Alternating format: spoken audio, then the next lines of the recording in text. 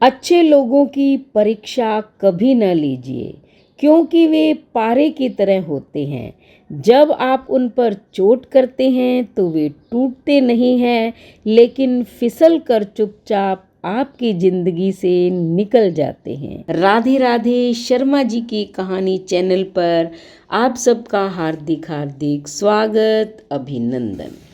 काशी में गंगा नदी के तट पर एक संत का आश्रम था।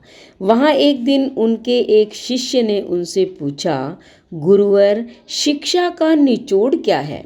तब संत ने मुस्कुराकर कहा, एक दिन तुम स्वयं जान जाओगे। उस समय बात आई गई हो गई, लेकिन कुछ समय बाद एक रात संत ने उस शिष्य को एक पुस्तक देकर कहा कि पुत्र, इस पुस्तक को मेरे कमरे में एक तख्त पर रख दो। शिष्य पुस्तक लेकर कमरे में गया, लेकिन तत्काल पुस्तक कमरे में रखे बिना ही लौट आया। वह डर से कांप रहा था। संत ने पूछा, क्या हुआ? इतने डरे हुए क्यों हो? शिष्य ने कहा, गुरुवर, कमरे में सांप है। संत ने कहा, यह तुम्हारा भ्रम होगा। कमरे में सांप कहाँ से आएगा?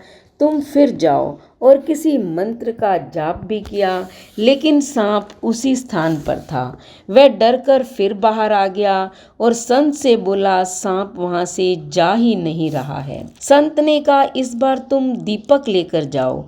सांप होगा तो दीपक के प्रकाश से भाग जाएगा। शिष्य इस बार दीपक लेकर गया तो देखा कि वहां सांप नहीं है। सांप की जगह एक रस्सी लटकी हुई थी।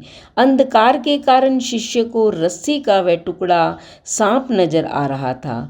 कमरे से बाहर आकर शिष्य ने कहा, गुरुवर, वहां सांप नहीं, रस्सी का टुकड़ा है।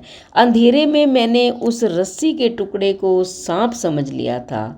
संत ने कहा कि पुत्र, इसी को भ्रम कहते हैं। संसार गहन भ्रम जाल में जकड़ा हुआ है और ज्ञान के प्रकाश से ही इस भ्रम जाल को मिटाया जा सकता है। धन्यवाद। अगर कहानी पसंद आई तो चैनल को सब्सक्राइब करें, लाइक और शेयर करें, कमेंट करें और बेल आइकन के बटन को दबाएं ताकि अगली कहानी का नोटिफिकेशन सबसे पहले आपको मिले।